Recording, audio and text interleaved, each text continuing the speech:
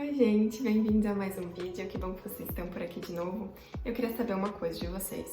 Você sabe definir o que é esperar em Deus? Isso é algo que a gente ouve bastante na vida cristã, em todo lugar a gente já ouviu alguma vez falar sobre esperar em Deus e confiar em Deus. Mas será que a gente entende tudo o que isso quer dizer?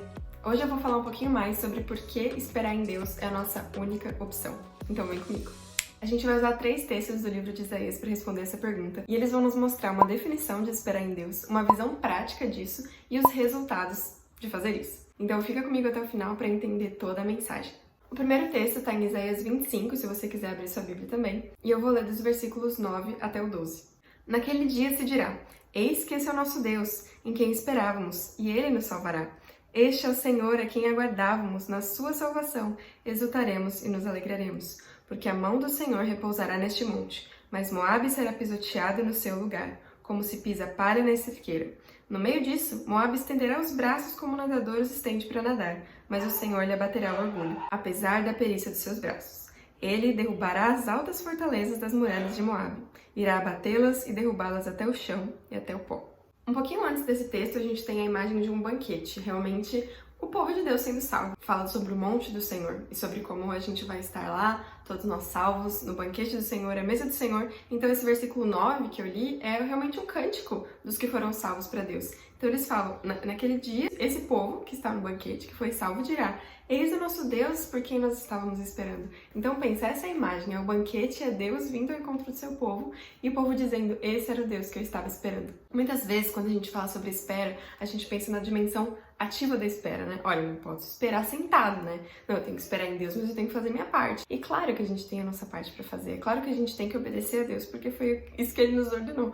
Mas hoje eu queria falar um pouquinho sobre a dimensão passiva mesmo da espera, porque existe uma dimensão passiva, né? Nós somos o povo que espera em Deus, somos o povo da promessa, o povo da aliança, e a gente tem que esperar. Não tem jeito. E isso fica mais claro quando a gente vê qual é o oposto de esperar, que é o restante do texto, quando fala sobre Moabe. Aqui Moabe, em capítulos anteriores também a gente vê que representa o orgulho das nações. Então Moabe teve a mão do Senhor estendida para ela, mas ela não quis. Quer dizer, olha, eu tô perdida, mas se eu tenho que reconhecer Deus como meu Senhor, então eu prefiro continuar perdida. E é essa cena que fala que Moabe será pisoteado e no meio disso estenderá os braços como nadador para nadar. Ou seja, ela teve uma sentença de destruição, mas fala: não, mas espera aí, eu vou conseguir, deixa eu tentar nadar mais um pouquinho aqui, diante do Deus que Ele é toda a força, né? Como o texto anterior fala, Ele nos salvará. Ele é a nossa salvação. Mas não, Moabe diz: não, eu preciso dar um jeito aqui, deixa eu nadar, deixa eu estender meus braços para nadar. Então, mesmo diante de Deus, não reconhece a sua necessidade dele, mas continua tentando na força do próprio braço. E isso já é uma coisa pra gente se perguntar. Em que quadro a gente se encaixa? Se o Senhor Jesus voltasse hoje, Ele ia nos encontrar esperando e aguardando Deus da nossa salvação? Ou batendo os nossos braços desesperados para tentar nos salvar e fazer alguma coisa pelas nossas próprias forças? Então aqui a gente tem uma boa definição do que é esperar. É esperar nele pela salvação, é aguardar a sua volta e ter toda a nossa alegria nele. Que seja assim que o Senhor Jesus nos encontre quando Ele voltar, sabe? Aguardando por Ele. E não ali, peraí que eu tô tentando me esforçar aqui, eu tô tentando dar um jeito de chegar na minha salvação, porque dele vem toda a salvação. Então, isso é um pouquinho sobre o que é esperar em Deus. É ter nele a nossa salvação, ter nele a nossa alegria e nele o nosso descanso. Então vamos falar um pouco sobre a prática disso. A gente vai seguir para Isaías 26 e eu vou ler os versículos 4 a 9. Aqui continua no mesmo contexto, então aqui é um cântico de confiança na proteção de Deus. Continua sendo o povo de Deus cantando para Ele. E aí diz assim: confiem sempre no Senhor, porque o Senhor Deus é uma rocha eterna. Ele derruba os que habitam no alto, na cidade elevada. Derruba e humilha até o chão e até o pó. O pé a pisará, os pés dos aflitos e os passos dos pobres. A vereda do justo é plana. Tu que és justo, aplanas a vereda do justo. Também através dos teus juízos, Senhor, te esperamos. No teu nome e na tua memória está o desejo da nossa alma. Então esse texto é o que estão dizendo os que foram salvos. E é muito lindo esse texto, né? É maravilhoso. E esse texto nos ensina muitas coisas. Começando pelo versículo 4, ele nos ensina que a gente pode confiar no Senhor, porque Ele é uma rocha eterna. E muitas vezes no livro de Isaías vai comparar as nações ou os povos que rejeitam o Senhor como palha. E às vezes a palha representa também o julgamento repentino do Senhor.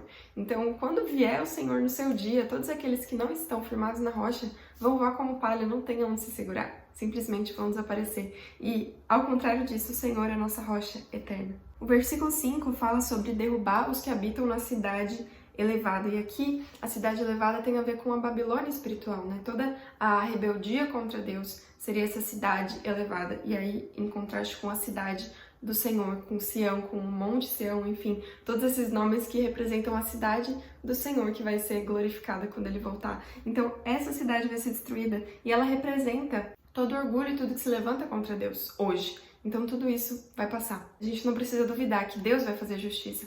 Por mais que pareça que hoje os que estão altos, os que estão em destaque, são aqueles que estão contra o Senhor. Ele vai fazer justiça a seu tempo. O versículo 7 é muito importante, ele fala sobre como a vereda do justo é plana, e o Senhor que é justo aplana a vereda do justo. A vereda é o caminho, né? O caminho plano, e muitas vezes quando a gente olha para o nosso caminho, ele não parece plano. A gente olha e fala, olha Deus, parece que não era para ter acontecido isso, parece que eu tô no caminho errado, parece que eu queria dar um reset na minha vida, porque esse caminho tá muito torto, tá muito estranho.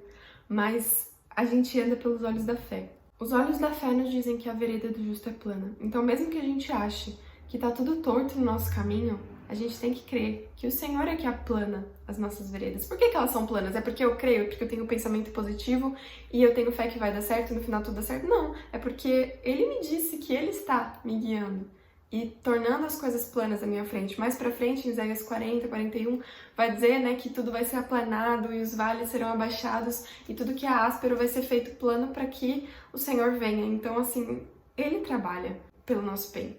Então, a gente tem que crer que o nosso caminho é plano. E às vezes, olhando para trás, a gente vai conseguir ver que ele é plano, mas muitas vezes, no meio do caminho, a gente não consegue perceber isso. O versículo 8 nos mostra que o nosso desejo mais profundo tem que ser o teu nome e a tua memória. Fala que através dos teus juízos, e aqui os juízos têm a ver com toda a revelação de Deus, com realmente obediência a Ele. Então, através dos seus juízos te esperamos, ou seja, Ele revelou para nós o que nós devemos fazer. Então, através da obediência, a gente mostra que espera em Deus. Não adianta você falar que espera em Deus se você não obedece, se você não segue, né? Mais uma vez que a gente falou no começo. Eu espero, mas eu tenho que fazer minha parte. É óbvio que você tem que fazer sua parte, é óbvio que você tem que obedecer a Deus. Mas você espera nele, e você mostra que espera justamente quando você obedece, porque a gente tem até a parábola, enfim, das 10 virgens, né, que as 5 se preparam com o óleo da lâmpada e 5 não, e então as que se prepararam estavam realmente esperando pelo noivo. Agora, as que não se prepararam não estavam esperando, não estavam nem aí, porque elas não conseguiram ficar com ele no final, né? Então, quando a gente obedece, a gente mostra que está se esperando o Senhor. Agora, quando a gente não obedece, a gente simplesmente mostra que a gente não se importa. Então, você não pode dizer, eu tenho que esperar e confiar no Senhor. Mas eu tenho que obedecer. Sim, isso não tem nem dúvida. Mas obedecer não é algo penoso para nós, né? O nosso fardo é leve. Então, obedecer é simplesmente a consequência de ter entendido o que Deus disse, a sua palavra, e ter o Espírito Santo no nosso coração. Então, a gente mostra que espera através da obediência. E o versículo 9 é maravilhoso, porque ele fala que quando os seus juízos reinam na terra, os moradores do mundo aprendem a justiça. Ou seja, a nossa obediência não só mostra que nós esperamos, uma demonstração de que nós esperamos, mas ela também é testemunho eficaz para as nações. Então, quando olham para nós obedecendo, ao mesmo tempo que percebem que nós esperamos pelo Senhor e por todas as promessas que Ele fez, isso também alcança as nações, alcança os perdidos, isso alcança todas as pessoas que precisam ser alcançadas. E aí tem o versículo 12, que, enfim, é maravilhoso, que diz: Senhor, concede-nos a paz, porque todas as nossas obras tuas fazes por nós. Essa é a razão porque esperar em Deus é a única opção, porque todas as obras é Ele que faz por nós. Como que a gente vai ter a nossa esperança em outra pessoa, em outra coisa, em nós mesmos, se tudo que a gente faz é porque Deus fez, ou porque Ele nos capacitou, porque Ele dirigiu todas as coisas para que acontecesse? Então, como a gente vai esperar em outra coisa? Não tem como. E é o que o Salmo 127 diz: de que adianta você levantar cedo, dormir tarde, trabalhar, se o Senhor não te der todas essas coisas. Mas o Salmo diz que aos seus amados Deus o dá enquanto dormem. Isso é tudo sobre descanso, é tudo sobre espera. Deus faz mais enquanto você dorme do que se você virar 5.000 noites trabalhando, estudando, enfim. Ele faz mais enquanto você dorme. Então isso é um fundamento para que a gente descanse e realmente espere no Senhor. E é por isso que eu tenho focado tanto na parte passiva, na parte de não fazer. O que a gente tem que fazer? A gente tem que obedecer, mas em gratidão. Não é a nossa obediência que vai fazer Ele cuidar de nós, Ele já cuida de nós. Isso vai ficar mais claro no próximo e último texto. Isaías 27, de 2 a 6, diz assim: Naquele dia, o Senhor dirá: Cantem a respeito da vinha deliciosa. Eu, o Senhor, a vigio e a rego constantemente. De dia e de noite eu cuido dela, para que ninguém lhe faça dano. Não estou irado com ela. Quem me dera ter espinheiros e ervas daninhas diante de mim. Em guerra eu iria contra eles e os queimaria ao mesmo tempo. Ou que se ponham sob a minha proteção e façam as pazes comigo. Sim, que façam as pazes comigo.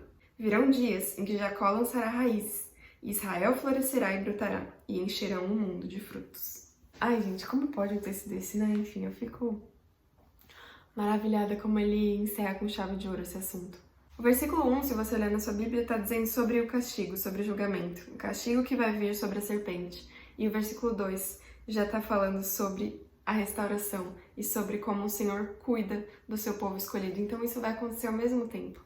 Ao mesmo tempo que vier a justiça de Deus e o juízo sobre os povos que não reconheceram, e todos aqueles que continuaram a rebeldia contra ele, vai vir também toda a demonstração de cuidado sobre o seu povo, de redenção e de salvação. O texto está dizendo que ele cuida, ele protege continuamente, né? Dia e noite. Eu cuido dela para que ninguém lhe faça dano. A vinha deliciosa é o seu povo escolhido, é o seu povo querido. É muito incrível quando ele fala, não estou irado com ela. Quer dizer, se existe alguma dúvida ainda de que Deus está virado com ela, ele não está, porque toda a disciplina, todo o sofrimento do povo de Israel e o nosso também é sinal de disciplina de Deus. Isso é cuidado, ele só disciplina aqueles a quem ele ama. Então ele fala claramente, não estou irado com a minha vinha. Por quê? Porque eu estou cuidando dela, eu estou podando ela, é por isso que está doendo.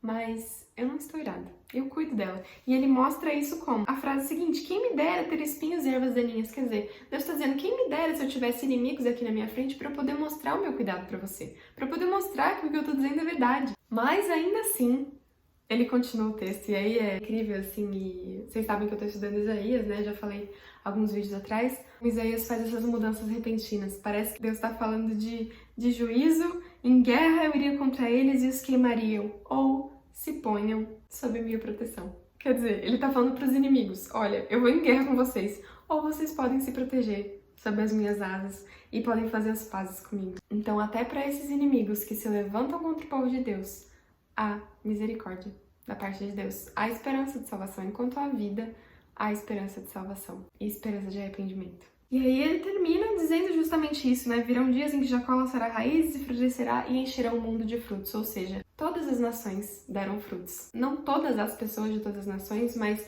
pessoas de todas as nações darão frutos, serão alcançados pelo Senhor. Então, essa esperança de confiar em Deus, de esperar em Deus, não é só para nós, mas é para todas as nações. Justamente porque nós não somos o povo judeu ali do princípio, né? Pelo menos eu não sou e a maioria das pessoas que estão assistindo, a gente não tem essa descendência de sangue, mas o Evangelho nos alcançou e nós somos pessoas de todas as nações. Então, essa mensagem de descanso é para nós e é para aqueles que ainda não foram alcançados. Então, eu queria fazer uma conclusão aqui para vocês, já que você assistiu até o final, então eu vou deixar aqui um resuminho para você. Mas basicamente, então, a definição esperar em Deus é tê-lo como fonte da salvação e provedor da nossa vida. É aguardar a sua vinda e ter nisso a nossa alegria. Confiar em Deus é a única opção e a melhor opção, porque Ele é rocha firme, Ele vai fazer justiça e Ele aplana nossos caminhos. Só existe verdadeira paz quando confiamos no Senhor e Ele cuida de nós constantemente. E a paz com Deus e a confiança nele são acessíveis a todos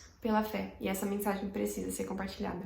Gente, é isso, eu espero que essa mensagem tenha abençoado a sua vida. Manda pra alguém que ainda não sabe o que é esperar em Deus, que precisa ouvir essa mensagem, e me conta aqui nos comentários o que é mais difícil pra você sobre esperar em Deus, pra gente continuar conversando e continuar crescendo juntos. Por hoje é só, gente, até semana que vem. Fiquem com Deus e até mais!